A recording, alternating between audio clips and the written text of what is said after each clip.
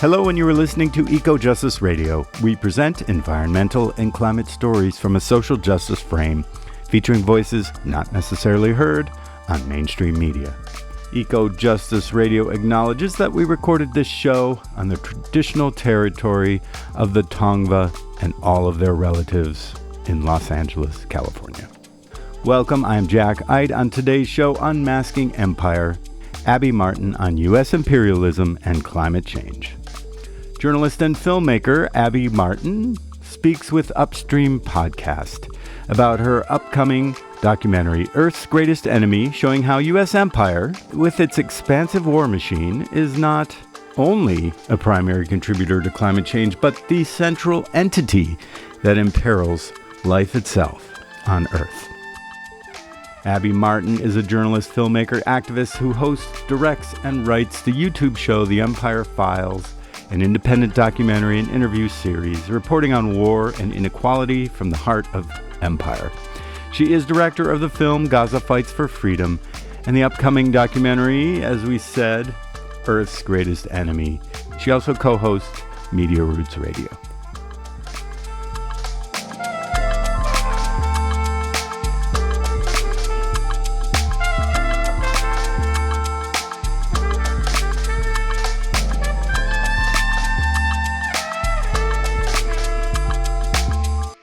In this powerful episode, we share a live interview which we attended from Upstream Podcast, sponsored by All Power Books in Los Angeles. Host Robert Raymond and Della Z. Duncan, a friend of the show, who has been on at 2 different times on Eco Justice Radio, they engage in a conversation with renowned journalist and filmmaker Abby Martin. Known for her unapologetic anti-imperialist stance, Abby delves into the interconnected issues of U.S. imperialism, global capitalism, and environmental destruction. The discussion covers her upcoming documentary, Earth's Greatest Enemy, which focuses on the U.S. military's unparalleled contribution to climate change and environmental degradation. Abby also shares insights from her previous work, including her film Gaza Fights for Freedom and her experiences in Gaza and Jerusalem. This episode is a must-listen for anyone committed to understanding the deep-rooted issues of imperialism and the urgent need for systemic change.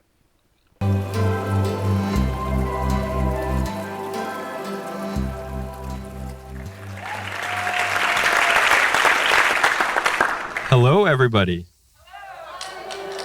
So I'm particularly excited to be having this conversation because, as I think a lot of us have been thinking about imperialism and empire for a long time now. Like, we've been doing a lot of episodes on imperialism and U.S. empire, and so I couldn't be more excited to be having this conversation. And particularly, this is a topic that covers like a very broad range of different issues. Of course, there's the ongoing genocide happening in Palestine, which is very front and center, I think, on a lot of our minds. But it stretches out too, right? There's the US presidential elections are very much tied to this issue, obviously. There is issues of underdevelopment and like the global North, global South relations that we've been focusing a lot on the show. The list goes on, but there's also, importantly, one that I personally haven't been thinking about too much, but I think I'm very excited to be talking about tonight, which is the issue of climate change and the environment and how that pertains to the US military. So yeah, I mean, I'd love it if we could start with maybe an introduction to the film, Earth's Greatest Enemy, and maybe if you could tell us a little bit about like what actually inspired you to take that approach? Like, why look at the US military with the angle of like pollution, environmental impacts, and climate change? Thank you so much, everyone, for coming out. It's amazing to see everyone here. Thank you, All Power Books, and thank you, Upstream. And I'm super honored to be here. So Earth's Greatest Enemy, we've been working on it for like 4 years now because the topic just keeps unraveling into more things. But I'm super excited to put it out finally in a couple months. The seeds of the documentary basically came out of me and my husband, Mike Preisner, who's also the producer on Empire Files, our shared passion for anti-war activism, anti-imperialist organizing, coupled with our profound climate anxiety, which was exacerbated greatly in the wake of having our first child in 2020. We started just thinking, like, what world is this going to look like when our kid is our age? And it's a very scary prospect to think about, actually. I was reading my friend Dar Jamal's book, The End of Ice, and just a statistic that just stuck with me was by 2100, alpine glaciers will be gone. Okay, so what does that mean? Well, when the majority of fresh water on the planet comes from glaciers, that's a really big deal, and it's really scary. And what role is the US military gonna play when we enter into this new phase of the climate crisis, right? That's a very dystopian vision, because they're not just going to be deployed all around the world with the increasing, basically the lack of resources and the increasing wars over the depletion of these resources. They're going to be used here at home against us. All the unrest that's going to be happening here around the border with the refugee crisis that's going to exacerbate, the US military, we've seen how they become militarized just in the last 20 years. I was looking at photographs from Oscar Grant protests back in Oakland 20 years ago. The police look quaint. I mean, now they're stormtroopers. That is going to be used on us. So as much as the US military is now branding itself as environmental stewards, and they're actually advertising, oh, you have anxiety about climate change? Come join the military. And we can actually be a force for good. We know exactly what that means. It means repression at home, and it means depletion of resources abroad to secure these strategic resources for a very, very, very tiny group of people who continue to profit off of this environmental collapse. And so there was this huge disconnect. I mean, there's this enormous climate movement around the world. Millions of people in the street. There's people taking really dramatic actions because we don't have time, right? We do not have time to waste. And so you see incredible things happening, but there's still this disconnect with the growing anti-imperialist movement around the world that's centering Palestine right now, and it's a beautiful thing to see. And so we felt like this film was a really necessary intervention in that movement, and we hope that it can really change the conversation and bridge these very important struggles together. But US military missions was our entry point into the film, and then it became so much bigger because it's just the tip of the iceberg. Like, it is such a gargantuan topic. And so we traveled from Alaska to Hawaii to Guam to Okinawa to cover and document military pollution and also the indigenous struggles and fight back against this. And so we're very excited to put the film out soon. As Commander-in-Chief, I will ensure America always has the strongest, most lethal fighting force in the world. These were words from Kamala Harris. And of course, in anticipation of speaking with you, the most lethal force in the world, I couldn't help but connect that to Earth's greatest enemy. So I love the take that you're taking on all the ways that it is, the US military is, the US empire is the most lethal force in the world. So let's start with carbon emissions. Paint that picture for us. How is the US military contributing to climate change at the carbon emissions level? Let's start there. Yeah, and also, can I just quickly comment on destroy the planet 100 times over with nukes? So girl, we're good. We're super good. We just want healthcare. We don't want this. No one wants this. Yeah, and I do want to talk about the other ways too, but I'll start with carbon emissions because it's crazy. And you've probably heard the statistic that the Pentagon is the largest institutional polluter. And that's based on just their oil purchases on paper. It's actually so much bigger than that. It's actually really crazy. I mean, the US military is completely unparalleled in size.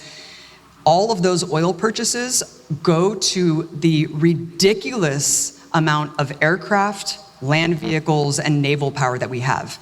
It's unparalleled, it's huge, and it's unnecessary, right? I mean, let's just look at aircraft alone.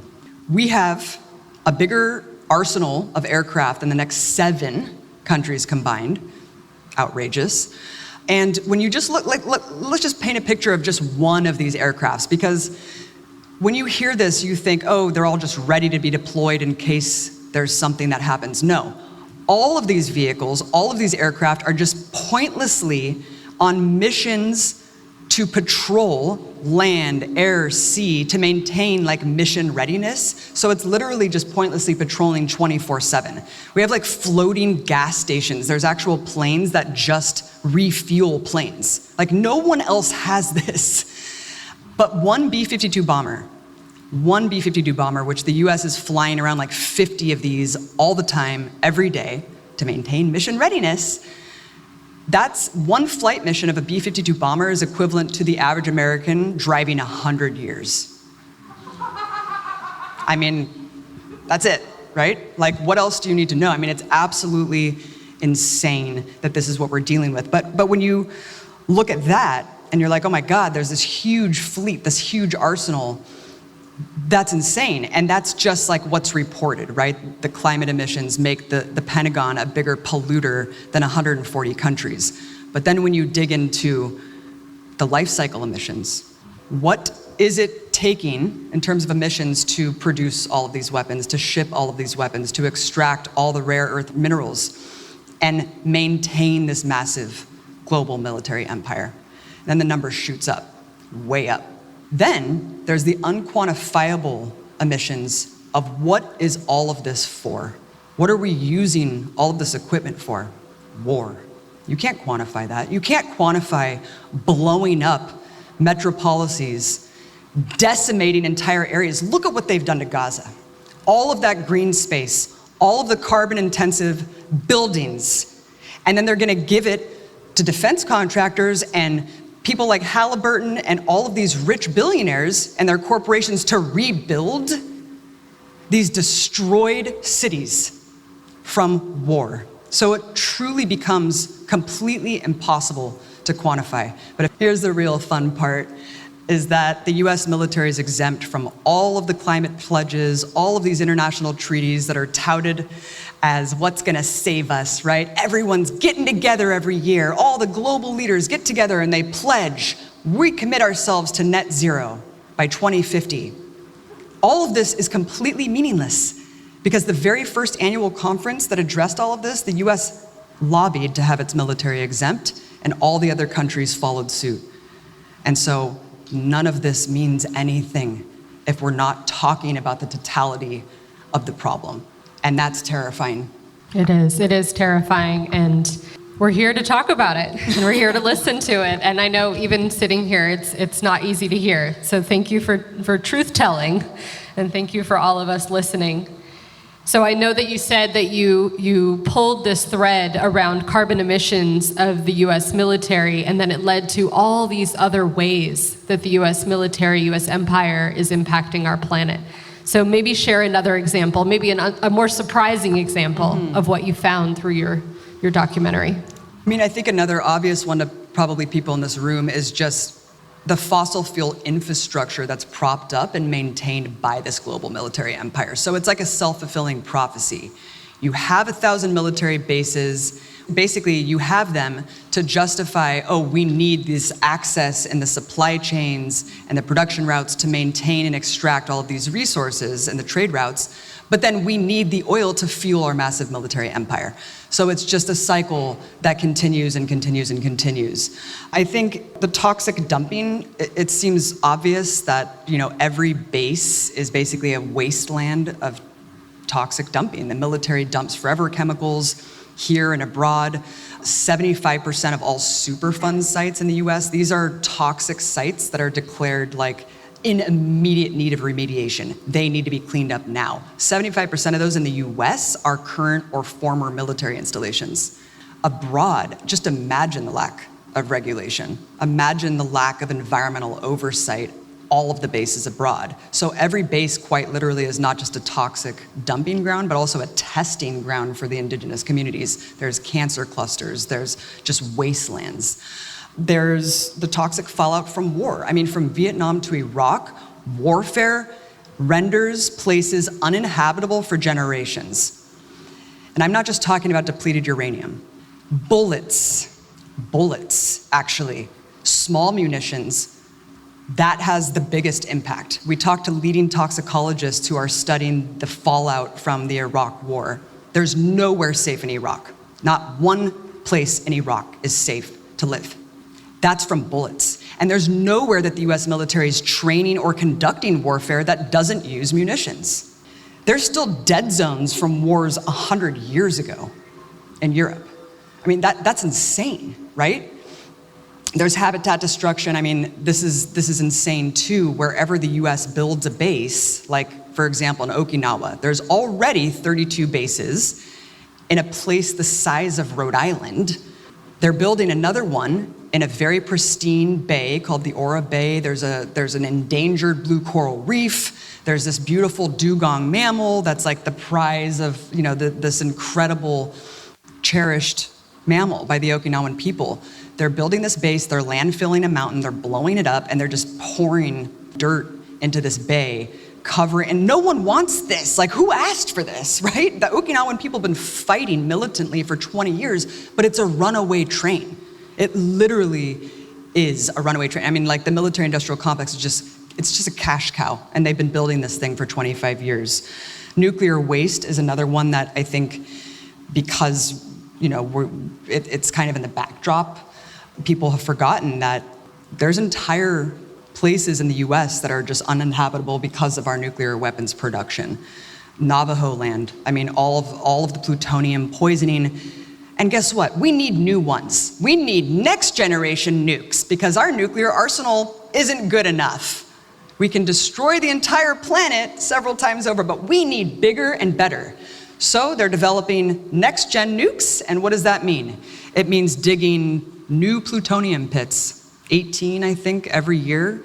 I mean, the catastrophic fallout that has the potential from these pits it's unbelievable. So every aspect of this has a million stories, and you could do a whole documentary on them, and that, we're deciding to approach this, we want to cover it all. And it's important. Warfare renders a place uninhabitable for generations. I just heard you say that, and not just for human, but for the more than human world as well. And I really hear you in all these stories that you found and that you tell. So let's go to a clip of the film. We get to see a clip tonight of the not yet released film, Earth's Greatest Enemy. Before we show it, is there anything you want to say by way of introduction? Yeah, I wanted to introduce this clip by talking really briefly about RIMPAC, which is a story that we cover in the film. It's the Rim of the Pacific. It's the biggest war games in the world, hosted by the United States off the coast of Hawaii. And I went there somehow. They've approved me. I have no idea. The military is really stupid, too. They forgot to Google me, I guess. So I'm on this boat in the middle of the Pacific Ocean. Not just boat, it's like a giant naval aircraft carrier in the middle of the Pacific Ocean. I guess the only thing they could have done was thrown me off board, and they didn't want that fanfare yet. So I'm there with this small group of defense reporters. And what I realize is it's not just the lobbyists, it's not just the defense contractors, it's quite literally like a huge interlocking web of institutional bodies, including media, that exists to glorify and defend the US military. And so all these reporters I was with literally just follow around the military and report and marvel at the latest generation of weapons. Oh my God, this is such cool technology. So what kind of new planes you got this year? I mean, it was just bizarre. So let's take a look at the clip because I think it really kind of speaks volumes. And then I do want to talk more about RIMPAC afterwards. So let's check it out.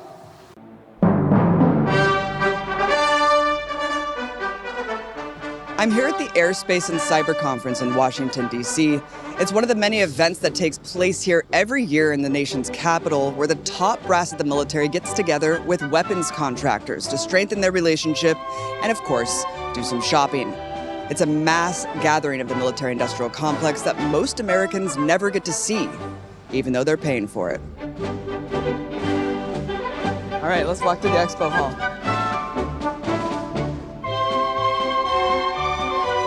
So we got, of course, all the premier defense contractors sponsoring this event: Boeing, Lockheed Martin, GE, Northrop Grumman, BAE Systems, General Dynamics, a lot of defense contractors here. And gonna go get some stickers from Lockheed Martin. Rolls Royce. What the hell is that about? We got some direct energy weapons.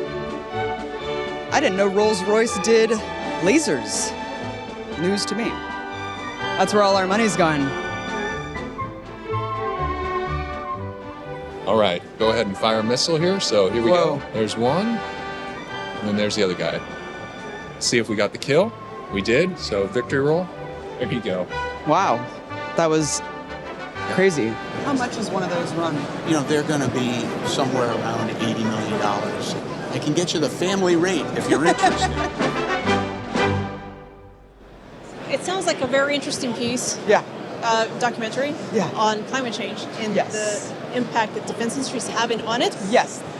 Well, I mean, it's for a documentary. I would say that it's. I'm just trying to think. It sounds to me like it's complicated, much more of a political piece. What's that? It sounds to me like it's much more of a political piece of sorts. Uh-huh. Correct? I mean, everything's political, isn't it? Not necessarily. I mean, you're a defense I was thinking, contractor, right? Yeah. Go You're a ahead. defense contractor. Let's be honest. You sell weapons that kill people, right? It's as political as it gets. Oh, say, can you see by the dawn's early light what so proudly we hailed at the twilight's last gleaming, whose broad stripes and bright stars through the perilous fight.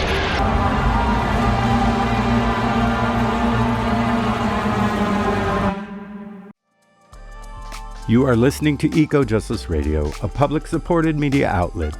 Please consider making a donation to ensure that we can continue to provide socially and environmentally driven content. Donations can be made at ecojusticeradio.org and socal350.org.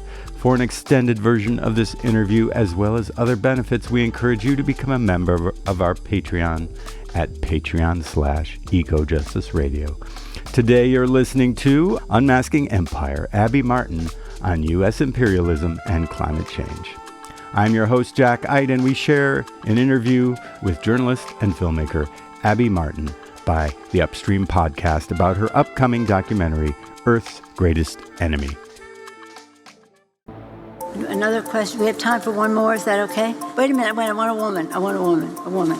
Gender equality. Maybe I don't. Let's see. Abby Martin with the Empire Files. Speaker Pelosi, you just presided over a large increase in the Pentagon budget. This Pentagon budget is already massive. The Pentagon is a larger polluter than 140 countries. How can we seriously talk about net zero if there is this bipartisan consensus to constantly expand this large contributor to climate change, which is exempt from these conferences? Military is exempt from climate talks. Governor, do you agree about not including emissions from the military in these climate negotiations? My answer stands. Thank you very much. But you didn't say yes or no. The emissions from the military should be exempt. Do you agree with that? I want to say thank you to our Oregon National Guard for stepping up. Unfortunately, they're telling us they have to clean the room. I didn't know about that. Why is this following us? Because we're filming right now. Oh, what? I'm being filmed. I'm sorry, I didn't authorize this. Why are we building so many bases surrounding China? Isn't that agitating for war, sir? Why do you think the United States is entitled to dominate the Arctic? I don't appreciate your attitude right now. Do you have time for one more quick statement? To join another group. I apologize. Sorry about that. Okay. I mean, you mentioned Okinawa and Guam. I can walk with you to the next place. Lieutenant General Kane, quick question. We're not doing any remarks. Just contact the public. Okay. So if you want to type that question out, happy to answer. What does that mean we're making fiction? I think it was you who said that RIMPAC is actually an environmentally friendly exercises. I mean, how could you say that though when you guys are using live ordnance, dropping, actual real missiles, using live ammunition? I mean, that can't be what you really think. I incredibly value a free press. Again, I support a free press in every possible way. You didn't actually answer the question though. And that's an applause line, in case you didn't know. We can applaud ourselves. We can applaud ourselves. That was so good.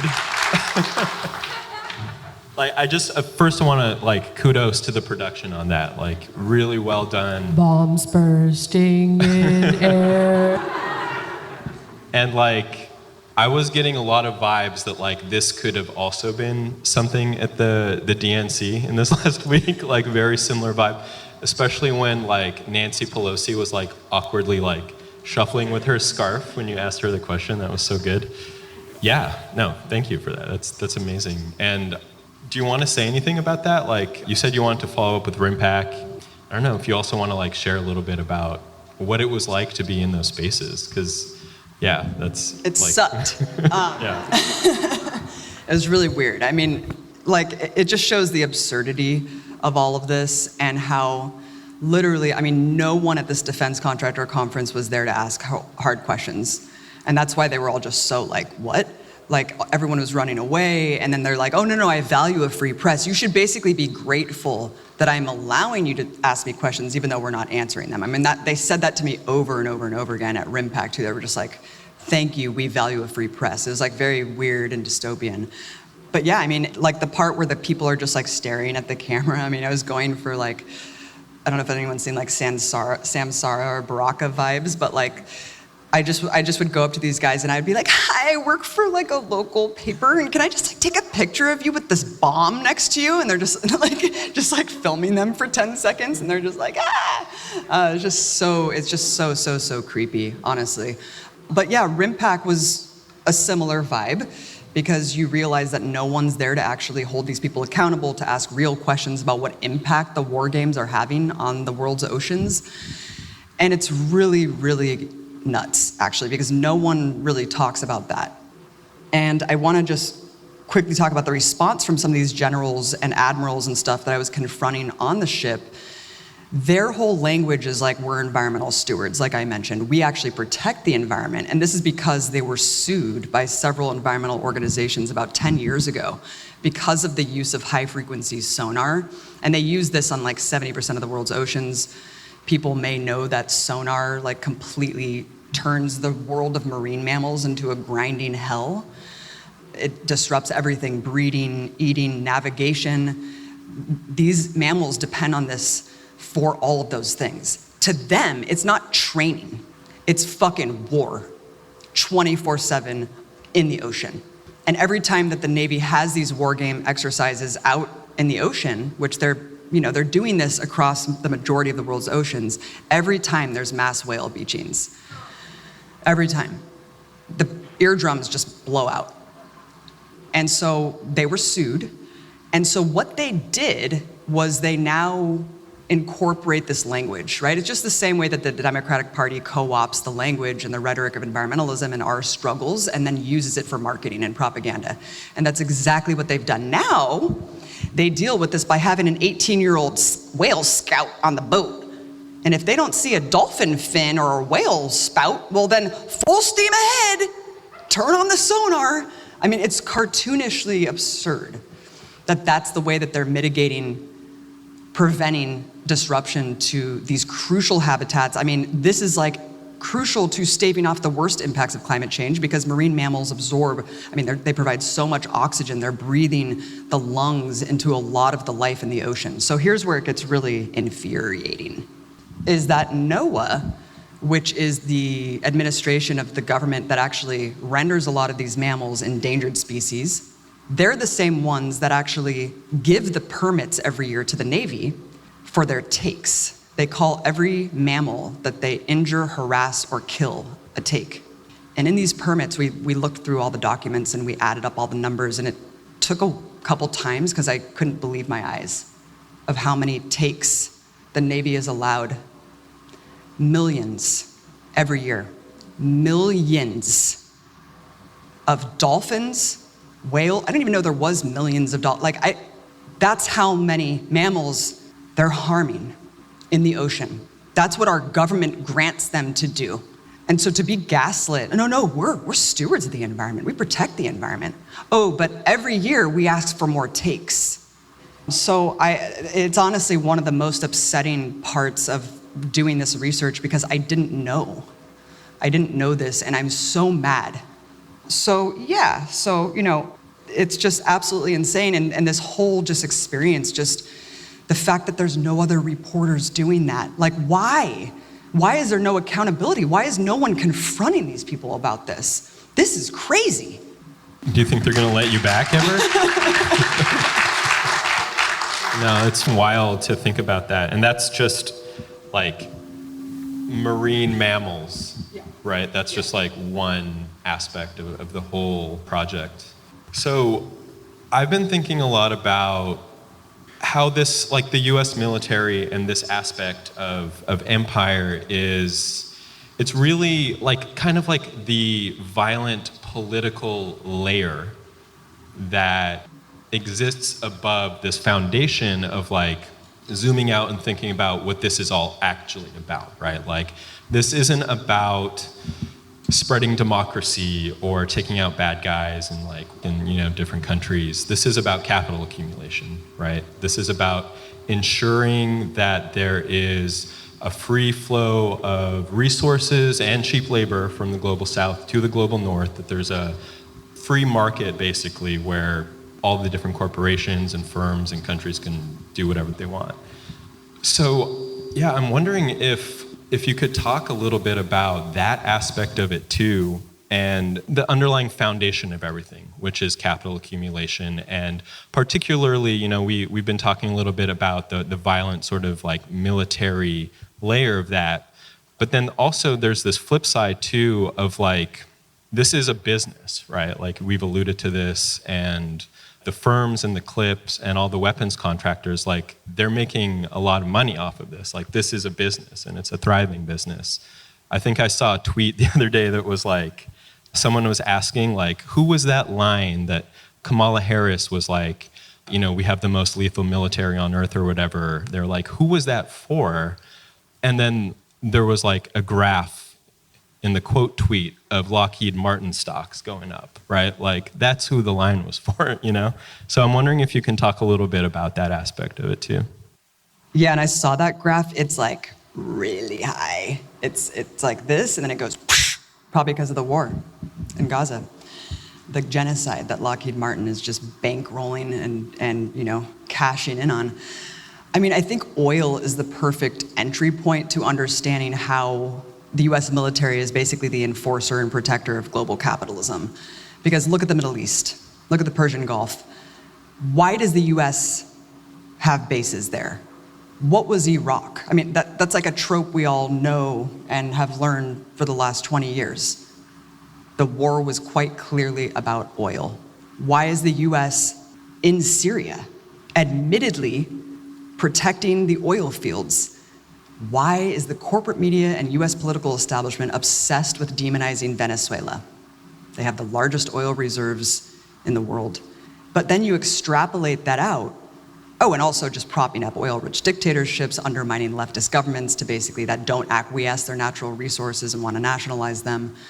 But then when you extrapolate that out, it's everything. It's not just oil. It's every single resource and rare earth mineral. It's finance capital. It's keeping countries on the dollar.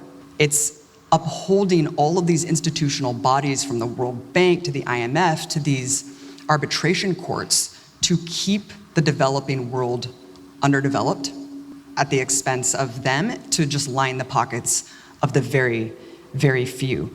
And like I said, I mean, it's a self-fulfilling prophecy because the more bases you have, the more potential and risk for war and conflict.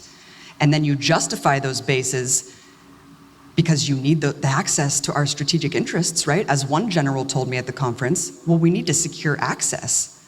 That's why we need to dominate the Arctic. Well, what interests are you talking about? Oh, you're talking about whatever lies beneath the melting glaciers. That's what you want to dominate. And again, like we need the big military to get the oil, and we need the oil to feed and fuel our military. And the US military is quite literally the protector and enforcer of this global system. And it's continuing to keep the entire world hostage at the barrel of a gun and with our nuclear weapons. And I think countries at this point know they need to bow down to the dictates of the US or else. Look at what the US has done to prevent anything from happening to Israel. So, listeners of this podcast obviously know, fans of All Power Books, I mean, capitalism is completely unsustainable. It's necessitated by endless growth. How do you have endless growth on a finite planet? How? We're digging our own graves.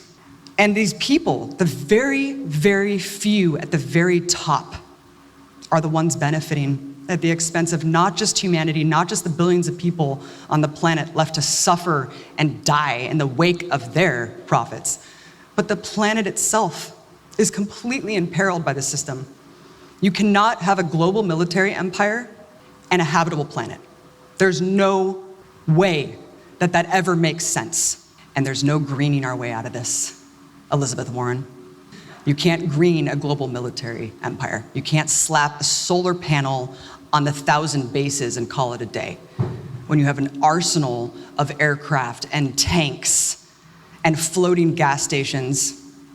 And like one guy at the Defense Contractor Conference told me, this lobbyist, he said, it's a pipe dream that you think we're gonna get off oil. These activists need to learn something. We're never gonna get off oil. Oil runs the world. I was like, man, I wish I had that shit on camera, dude. That was crazy. So, there's no greening our way out of this. We have to abolish it.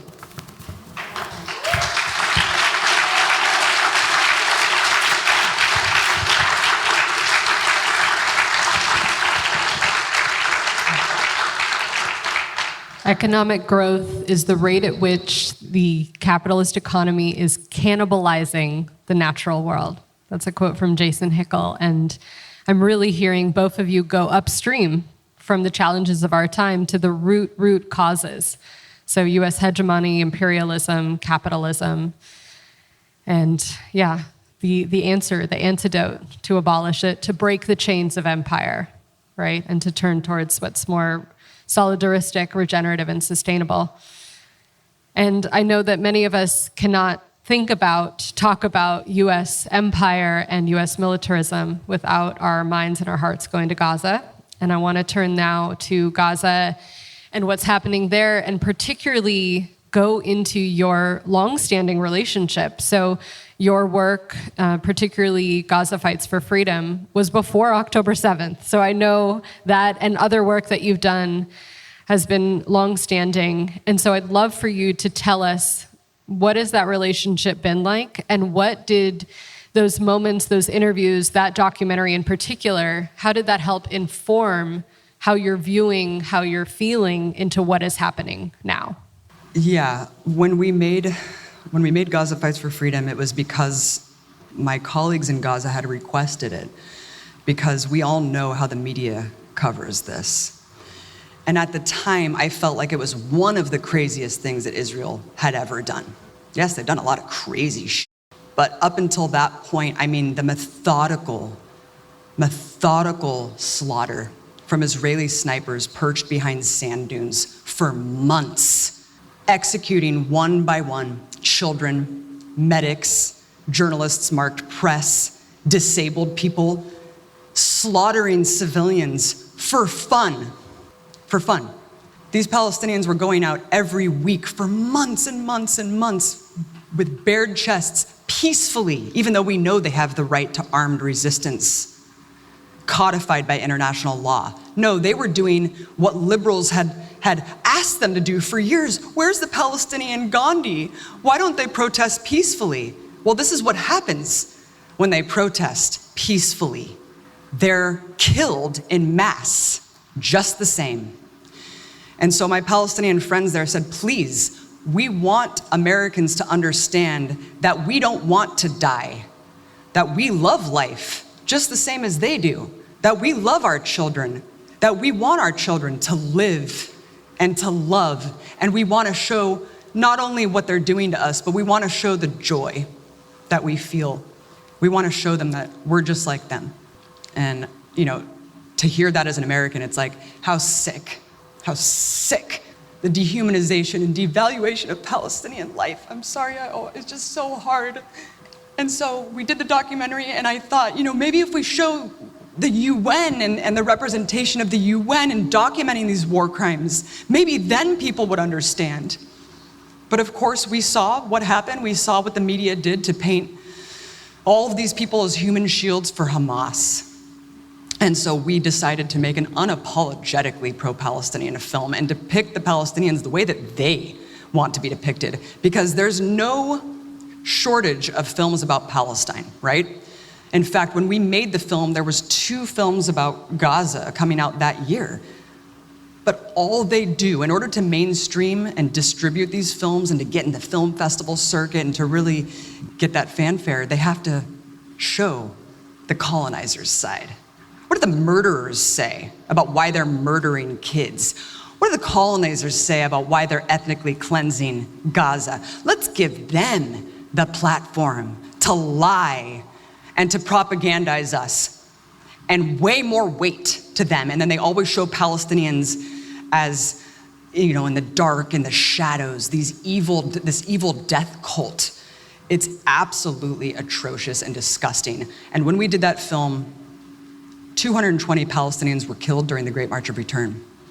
They're killing that many people every day in single airstrikes. I mean, the rapidity, the succession of war crimes. I mean, when we showed that film, it's an 84-minute film. There's 2 scenes of harrowing violence. One, a lifeless child being carried in the aftermath of an airstrike. Another, a child who was shot in the head and killed for using a slingshot during the Great March. And when we showed the film, people were aghast. Oh my God, because it was such a critical moment. They hadn't seen anything like that. There's another scene in the film that's a very pivotal moment where the camera turns around to the Israelis who are doing the sniping, and they're celebrating the slaughter of the children that they're killing and blowing the kneecaps out of. And people were stunned. How did you get this footage? They released it. They telegraphed this. I mean, there's no shock now, right? We've all seen the last 11 months. There's no shortage of atrocities that keep compounding and compounding. Everyone has a horror story there.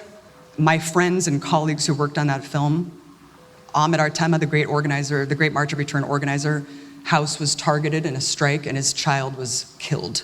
And he and his family are suffering from 2nd-degree burns. Moaz Maza, the incredible videographer, the house that his father built with his bare hands was blown up in an airstrike. There's not a morsel of anything that man has ever owned left in the rubble.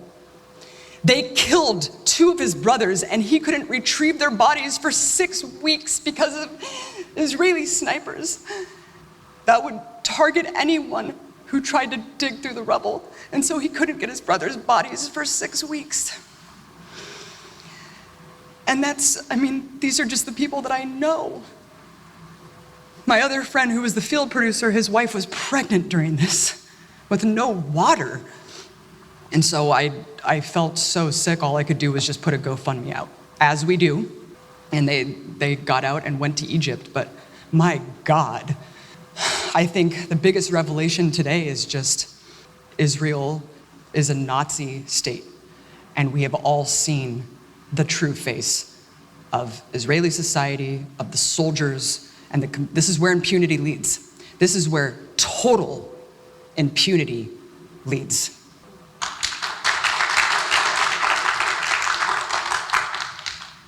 On that note, you were in Jerusalem in 2017, filming, among other things, some street interviews with Israelis. And I think maybe, there are probably a few people out here who have seen those. They've gone viral a few times. And yeah, we're gonna play some of those interviews. I think it's worthwhile for us to do that because, yeah, they're a really, really important insight, I think, into sort of what you were just talking about and the lifting of this veil and looking into this society a little bit more closely. So, we'll debrief afterwards, but maybe we can just queue up those street interviews from Jerusalem. And maybe if you want to just maybe introduce them and say anything about like the context before we play them, and I'll ask you to follow up on that. Yeah, again, this is like, people were like, oh, you went there and just did a gotcha. You went and just cherry picked the craziest people that you could find. And no, I wish that were true, man. I mean, this is like a period of relative calm in Israeli society. And, we just literally spent a couple hours, and the full episodes on our YouTube channel, I encourage everyone to check it out, because we talk to people who claim that they're leftists, right? Leftists in Israel means the occupation should maybe be more humane. I talked to a guy from the Labor Party who says, no, we want the infiltrators out. Oh, I'm a Labor member, what? So, if we think our system's right-wing, my God, there is a very, very small left in Israel. Not saying there's no left, but there's not enough. These views are completely mainstream. We talk to secular, religious, young, old, I mean, you name it. And these are the responses that we got. You are listening to Eco-Justice Radio, a public-supported media outlet. Please consider making a donation to ensure that we can continue to provide socially and environmentally driven content. Donations can be made at ecojusticeradio.org and socal350.org. For an extended version of this interview, as well as other benefits, we encourage you to become a member of our Patreon at patreon.com/ecojusticeradio. Today you're listening to Unmasking Empire, Abby Martin, on U.S. imperialism and climate change. I'm your host, Jack Eidt, and we share an interview with journalist and filmmaker Abby Martin by the Upstream podcast about her upcoming documentary, Earth's Greatest Enemy. I think Israelis have to take over, and they have to kick them away. It will be much better not to kill them, just to go back to Arab countries. But it's really rightfully ours if you look at the history and at the wars, and we didn't even start a lot of the wars, and we conquered these places rightfully, it's ours. 1,400 years later, we come back. Now, I'm not saying that we can blame the people living here for what happened, but you gotta accept that that's some kind of divine justice, that their great-great-great-great-grandfathers kicked my great-great-great-grandfather out of here, and then we come back, and all of a sudden they're like, well, no, we don't want it, it's not fair. I think that the Jews came here, they took this land, and this is our land now, and I don't think there should be here no Arabs. Like Arabs, they want, we gave them Gaza, they should go live there quietly if they want. They should go back to Iraq, I don't know, to wherever they want. I'm think that we need to... איך אומרים לאיש בערבית? כן, תגידי לי את המילה הזאת. I don't think there's any answer to it. Really? There's only one way, I would carpet bomb them. You would carpet bomb them? It's the only way you could deal with it. Or try to stop them a different way. It never worked. I think that we're miserable. The Arabs make a פיגועים, and we need to kill Arabs. No. I think another thing that the Jews should have rights to hate them. I think we have the right to hate them. I don't see a reason why not. I wouldn't trust any of them. אין מצב שיהיה פה שלום בארץ, אי אפשר לעשות איתם שלום, הם תמיד שונאים אותנו. אם אי אפשר לעשות שלום והמצב ככה לא יכול להישאר, אז צריך לטפל בהם בדרכים אחרות, אין מה לעשות. I think we should give them a country. If you're doing any problem, you just go in there to give them a country, and then it's going to be a war between countries, If they're going to throw rockets, we're going to throw one big one and done. So our aim for tonight was just to make you guys feel like as shitty as possible. I need to take a shower. When I first saw those, they were shocking to me, but of course watching them now, it's they're not surprising or shocking whatsoever. I think that this last 10 months has just punctured that veil so thoroughly that this isn't at all shocking, I don't think, to anybody. Watching it again, what stands out to me, I think, is the laughter, the casualness of it. The dude just walking by with he's eating ice cream, is this guy is talking about carpet bombing an entire population. And then the kids, you can tell they're kind of just regurgitating, right? And they're kind of laughing a little bit. It's awkward, and it just shows you that this Zionist ideology and the violence within it is just so embedded in the society, So, I mean, kudos to you for helping to unveil that back in 2017, I don't think Gaza being front and center right now as it is, it wasn't the same way back then. So I think that you presenting these interviews was really important in lifting that veil for a lot of us. Yeah, I don't know. I guess, is there anything that you want to talk about with that specific experience of being a little behind the scenes into being in Jerusalem and yeah.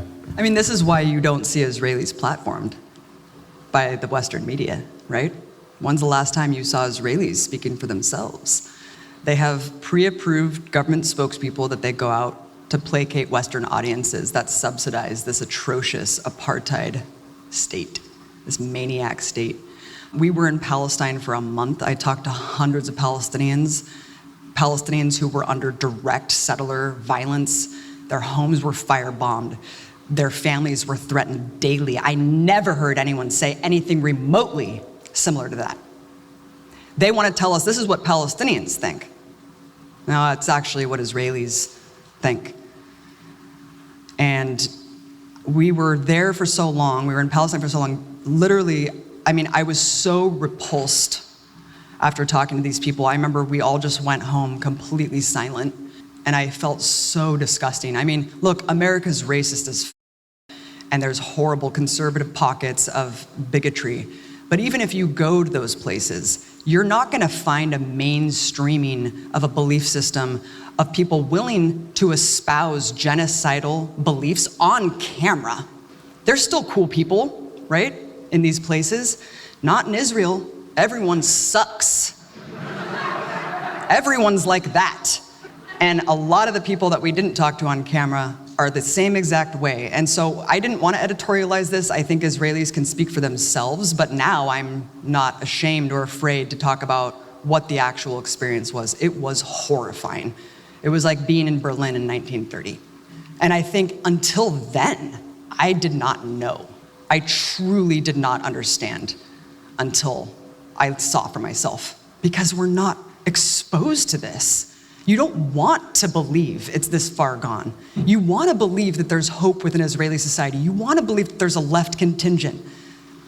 But now, especially in the wake of October 7th, it's gone full bore fascist, full bore. So the very tiny anti-war activists, it's actually dangerous to even talk about. You are threatened by the government. You could be arrested. You're also threatened by your fellow citizens. I remember Al Jazeera or someone documented, this was like months into the genocide, and there was still like a handful of Israelis that were protesting. I mean, that's how small the contingent was after what we've been witnessing there. And they said, I'm terrified to be out here. I'm terrified of being beaten up by my fellow Israelis, because that's how bad it is. I mean, I have friends there that have embedded themselves into these rallies of 10,000 people chanting death to Arabs, death to the leftists, because they see the left as the impediment of the final solution, which is the complete ethnic cleansing of the Palestinian population. And so, yeah, I think that this is now completely revealed in polling as well. It's not just, you could say, oh, this is just anecdotal, right? No, because polling reflects exactly the situation on the ground. Before October 7th, already 95% of Israelis agreed with the open fire policy at that fortified border fence. That's just like a partition preventing Palestinians from getting back to their ancestral lands. And they supported just shooting to kill kids who stray too close to that fence. I mean, that's crazy. But after October 7th, I mean, just look at the rape scandal. 2/3 or 65% of Israeli Jews do not support criminalizing the raping of Palestinian prisoners. They think that that should be allowed as a tactic. Less than 2% of Israeli Jews think that Israel is using too much firepower in Gaza. Wrap your mind around that. Less than 2% of those polled think that Israel is using too much firepower. I mean, there's nothing left there. It's the equivalent of what, like 3 nukes being dropped at a 25 by 5 mile stretch of land. So if anything, I feel vindicated. I feel like it's validating, but like you said, it's also just completely not shocking at all based on what we've seen from Israelis themselves over the last 11 months. They have proudly documented and telegraphed how vile and depraved their behavior has been, and they are openly celebrating the recolonization of Gaza, which was the plan all along. October 7th was just the excuse. Of course, this kind of stuff doesn't make it into the mainstream media, right? And I feel like watching this and sort of reflecting on how extreme Israeli society is, it's kind of proportional to how extreme the Hasbara is, right? And how extreme the invention of reality by the media and the manufacturing of consent for this has to be in order for them to get away with this. It's like a proportional level of like laying it on really thick for us here in the United States, because you're not going to see anything that really shows you what Israeli society is like unless you're really digging, even now. And I'm curious for you, because you've been digging into this for many years now, and you have a very prominent, loud, unapologetic, anti-Zionist voice. And you're putting yourself out there in many different spaces, which is something that I want to like acknowledge, and really, I'm curious to know what it's been like, because I feel like it's gotta suck to get all of that vitriol and hatred and pushback from these people who are perpetuating not just the lies, but the atrocities themselves. And you've been uncovering a lot of them. You've been just out there on the front lines talking about this. So I'm curious what it's been like for you for the years that you've been covering this so loudly and unapologetically. Back in 2014, I was at Russia Today, and I did this, I had like several Palestinian colleagues, and back when Israel was doing one of their, mowing the lawn operations where they just massacre and have this mass bloodletting of Palestinians, a couple of my colleagues had to stop working and check in with their friends and family to see if they were alive. And I was absolutely appalled at the disgraceful media coverage, the lack, the omissions, the lies, the propaganda that I went out there on this rant. The rant became viral in the Middle East. And when I went to Palestine, everyone was like, "You're that woman who said that thing." And I was just like, yeah, that's cool, but also what an abysmal failure and testament that is, that you remember this one person who said something because of how egregious the media lies about this issue. That was the biggest takeaway for me. And then get this, after I did that, Israel bombed the Al-Sharouk Journalist Tower in Gaza, which housed RT, and blew off the leg of an RT cameraman.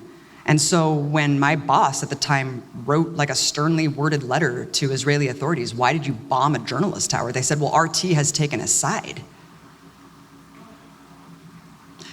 It's an unbelievable story, but I guess not too unbelievable now that they wanted to retaliate against this video, that they actually bombed a journalist tower and blew the leg off of a colleague of mine.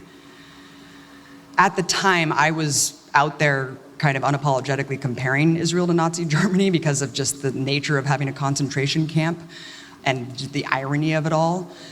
And I've been, at the time I was slandered and smeared, and there was countless publications that tried to demonize me and weaponize the anti-Semitic label.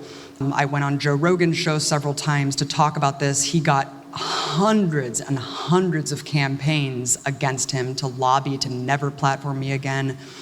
When I did the court case against Georgia for their anti-BDS law, Netanyahu himself took to Twitter to basically threaten me, as well as American citizens. "You will never get a job in this country again." We've seen him do this again also in the result of the campus crackdowns. That's just how flagrant and brazen all of this stuff is. But in terms of the trolling, look, we have been on the defense for far too long as anti-racists and anti-bigots because we care about the plight of marginalized people. We care about the plight of Jewish people worldwide, right? We're not gonna be on the defense anymore. They're the racists, they're the bigots, they're the ones who want an ethno-state, and they want genocide, and now we have to put them on the defense. Why are you like this? And I think at this point, we know that we're on the right side. There's such moral clarity, right? We don't ever have to be in that position again. And Israel spends billions of dollars. They've spent billions of dollars on Hasbara. They have a war room at Tel Aviv University with hundreds of people correcting the record online, probably much more today, because all they've been able to do is maintain that propaganda and that narrative. And again, that's the only way they've been able to do this, is to dictate reality. It's a complete inversion of reality, right? Every accusation is a confession, as we've seen very plainly. So literally every single one. At this point, I don't give a fuck about the trolling. I don't give a fuck about Zionists. I'm done. I'm done. You're on the wrong side of history, and history will absolve all of us. One of our favorite things to do on the Upstream podcast is to read people's quotes back at them. So I have a few quotes of yours, Abby. The empire of lies can only be dismantled by the power of truth. We must expose the lies and the propaganda that sustain the system. And finally, we must build a new media that serves the people, not the elites.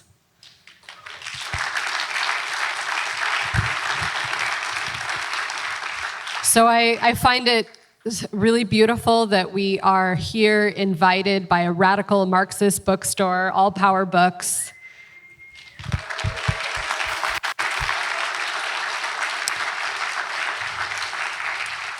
That Robert and I have the great honor and privilege to host the Upstream podcast, and that you hold down the Empire Files. So we are all part of the alternative media landscape, and I know personally, there are several people in this room who are people working on documentaries and podcasts and other work. So we are all part of a movement. So I want to ask you about the role that alternative media plays in breaking the chains of empire. And first, I want to just quickly talk about corporate media, because I think, if there's anything that's revealed, that just the complete dysfunction, and well, it actually functions entirely as it's supposed to, but I mean, just how abysmal it is. And I think that we should stop thinking of appealing to these institutions, begging corporate media to cover and uplift our stories. No. Corporate media exists for and by the elite. That is their role. They are an appendage of the state. They're a functionary of the state. And we see that plain as day whenever something's rolled out that needs consent manufactured, like the Iraq War. They want to bemoan RT as a propaganda network. I mean, good God. Sure. Let's look at state media here, which is the entire conglomeration of our corporate media that's subsidized by the very planet-destroying corporations that we need to be fighting against. Big banks, big oil, weapons contractors. The New York Times, which is like the Bible for liberals. It's like every coffee shop in Portland, I see the fucking New York Times out there. And, they've been the worst. They have been the worst. The passive voice, Palestinians died, Israelis are slaughtered. They bury the leads on the very last line. I mean, they have those style guides. You can't talk about Palestine. You can't say the word occupation, ethnic cleansing, or genocide. Okay, so now you literally can't talk about reality. Now we cannot talk about Israel's crimes. You are a political force that exists to just absolve the crimes of empire. And it's junior collaborators, and that's disgusting. It's disgusting what they've done. And it's horrifying. And that's why you see something like this Pew poll that came out in March that showed half of Americans have no idea if more Israelis have died than Palestinians. So the corporate media is doing its job very well. 20 years ago, when I was radicalized by the Iraq War, I realized that it doesn't matter what your passion is, what your issue is, if you don't have a free press. If you don't have a media platform to tell these stories and to uplift these voices, no one's gonna hear it. And so I decided at that point I wanted to be an advocacy journalist. I wanted to wear my opinion on my sleeve. I wanted to use media as a tool for my activism. And it's unapologetic, and some people like that and some people don't. I'd rather know the bias of the journalists that I'm watching instead of have it couched in all these think tanks and institutions and all of that.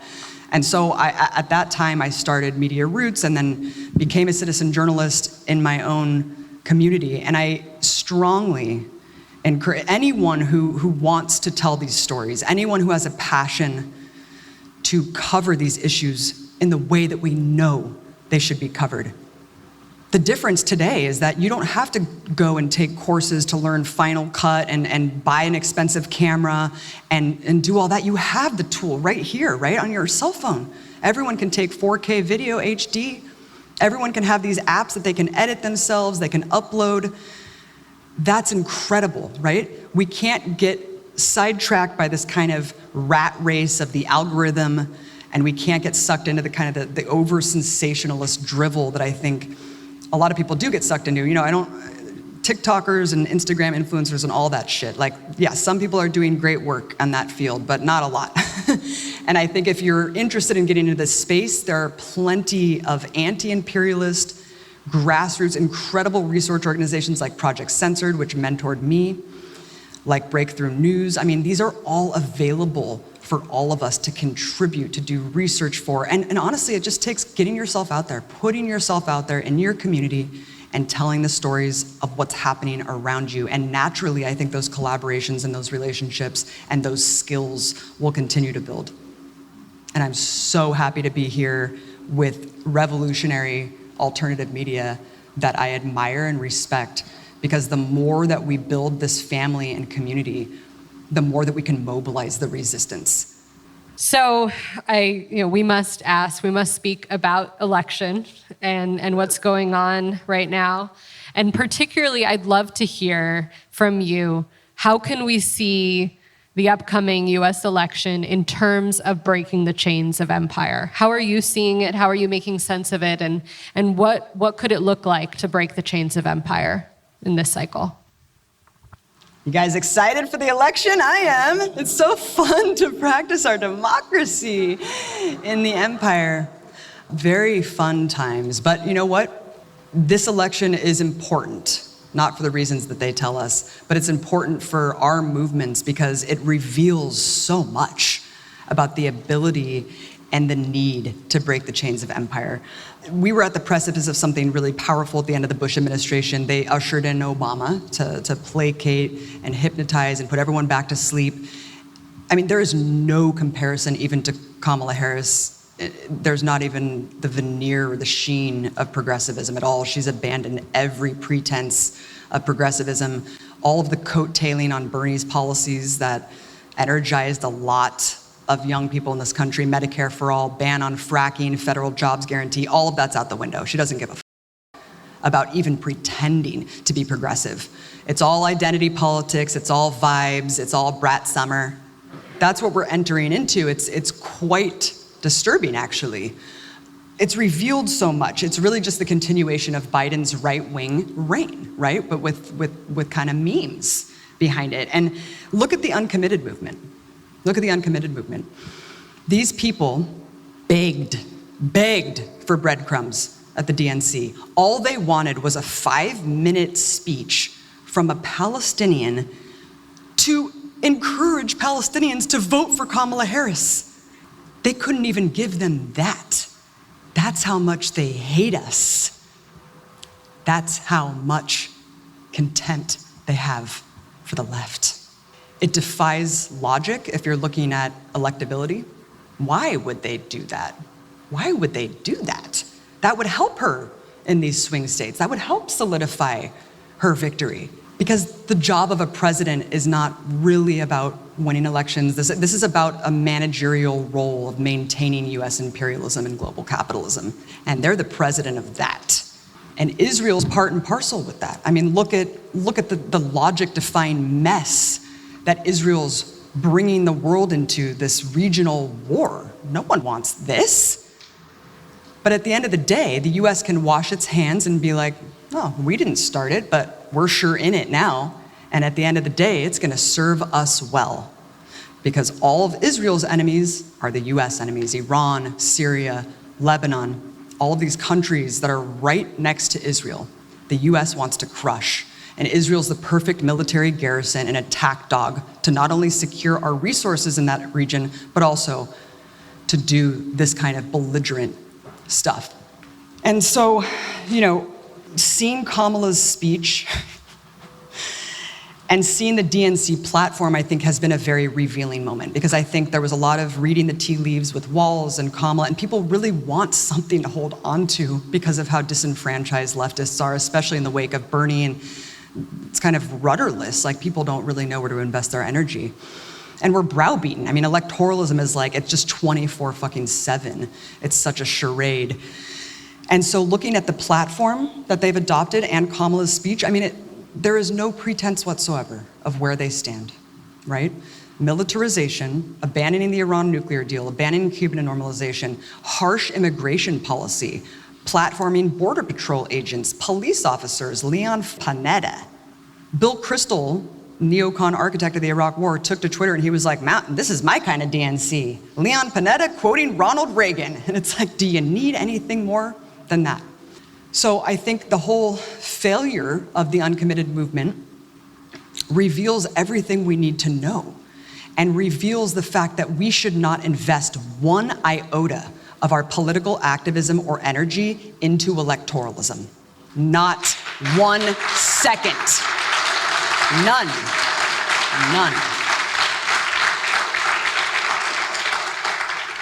The whole DNC was a spectacle of right-wing politics and talking down to leftists. Don't forget Ana Navarro's speech about how horrible communism was. They speak to the right wing because that's who they are. That's who they are. So why would we vote for them? Why would we buy into this when we know if you just keep buying into the lesser evil, lesser evil, lesser evil? Is it lesser evil for the people in Gaza that are being decimated? No. I'm an internationalist. I look at people all around the world suffering under the boot of US imperialism. I feel solidarity for all of them. Yes, of course I care about the plight of marginalized people everywhere. We need to stop buying into the system and building our mass movement ourselves, because you're just staving off the inevitability of the next Trump. They're paving the way for Trump 2.0 if Trump doesn't get in this time. We have to direct all of our energy into building the movement that we know is necessary, the only thing that will make the system bow to our demands, the only thing that's ever worked. That's the only thing that's ever made policy work for us. Millions of people in the streets forming coalitions, unions, activists, workers of all stripes, understanding that all of these struggles are interconnected. 50 years ago, they knew that. Our movements have been defanged. They've been co-opted for propaganda and marketing from the Democratic Party.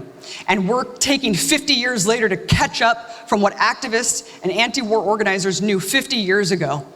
We're relearning those lessons, and we're realizing our struggles are one and the same. And so that's why let this election be a galvanizing moment. Let it radicalize us. Let it galvanize our movements.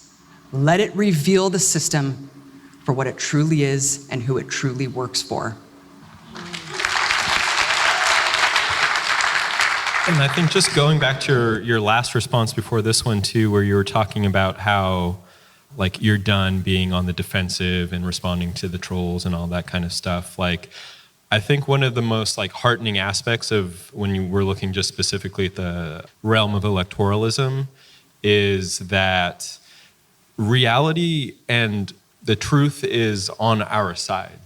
All somebody has to do is watch what was happening at the DNC to realize that they've been lied to, that all of the rhetoric that they're used to hearing about liberals and the Democratic Party is bullshit. Because when it comes down to it, this is who they're talking to. They're talking to the corporatocracy, they're talking to capital, they're talking to the right wing, because like you said, they are right wing.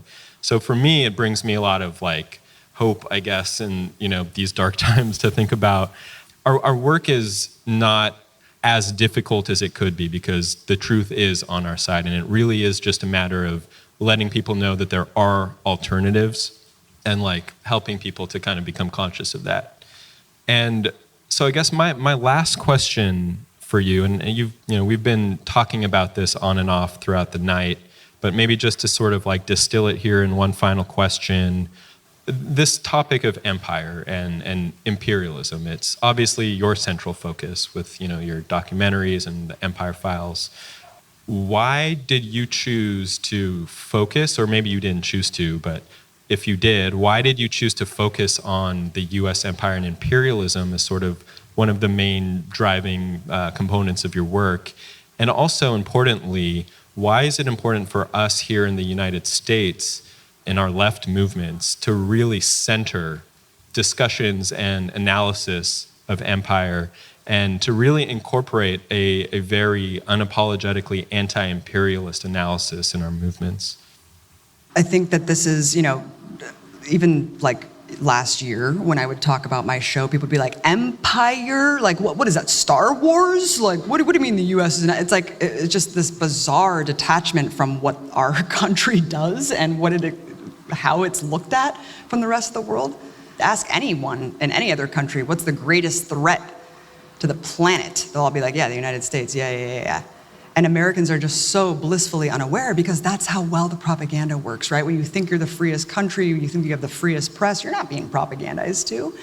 And I think it goes back to when I was a freshman in college, radicalized by the Iraq War. I read this book, Blowback by Chalmers Johnson. He was this former CIA guy who went to Okinawa, Japan, and was completely transformed by the impact US militarism had on the people there. The sexual assault, the impunity, the crimes, the environmental damage. And I was blown away. I just said, oh my God, what the hell is going on? And then I realized, oh wait, that's everywhere. That is everywhere that the US military is present. Tens of millions of people suffering under sanctions, bombs, the threat of war. It's everywhere. And I couldn't believe it. I mean, how could you not center this? The United States empire, like I said, I mean, they're holding the world hostage. All of these issues are interconnected. Global capitalism, the US military being the enforcer and protector of a system that defies all logic. How could we poison ourselves? How could we sit back and allow these corporations to kill us? Don't they have kids? The system just keeps going. And so for me, all the problems are connected to this. It's all through this system, and everyone around the world is suffering under its boot. Look at us in the US, mass suffering. We can't even get proper housing or healthcare because we're spending $1 trillion a year on this massive global military empire. But you know what? We don't have the right to be silent. We don't have the right to be inactive. We are Americans, a lot of us in this room. We are in the imperial core. We are the children of the empire. We have the duty and the obligation to do everything that we can to stop this, because we can. We have the power. We're the only ones that have the power. What is the world gonna look like if we don't stop them from killing us and destroying the planet? So for me, I don't have a choice. I never did. It's our duty. We have to fight with every fiber of our being for the better world that we know is possible.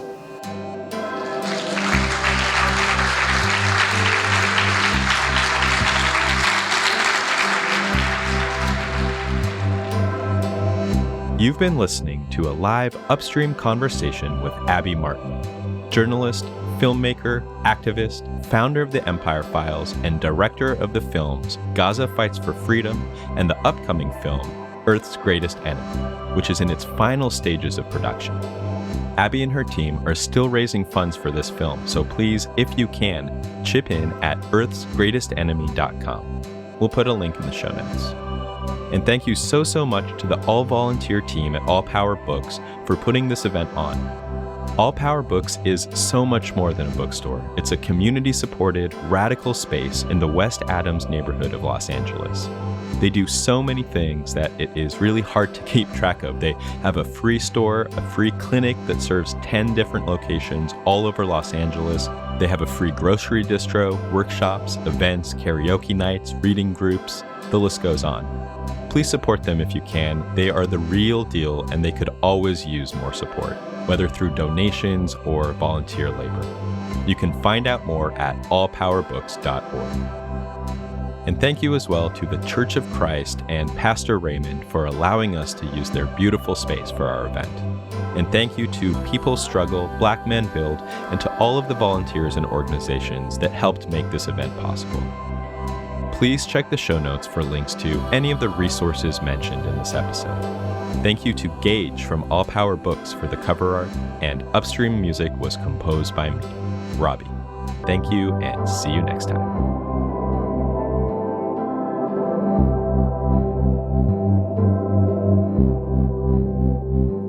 Thank you to the podcast series Upstream with Abby Martin and hosts Della Duncan and Robert Raymond. And thank you to our listeners for joining us. This has been Unmasking Empire, Abby Martin on U.S. imperialism and climate change. For an extended version of this show, become a member of our Patreon or visit our website at ecojusticeradio.org.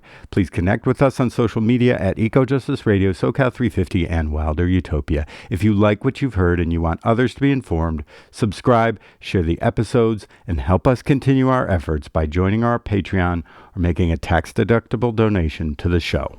Please connect with us on social media at Ecojustice Radio, SoCal350, and Wilder Utopia. If you like what you've heard and you want others to be informed, subscribe, share the episodes, and help us continue our efforts by joining our Patreon or making a tax-deductible donation to the show.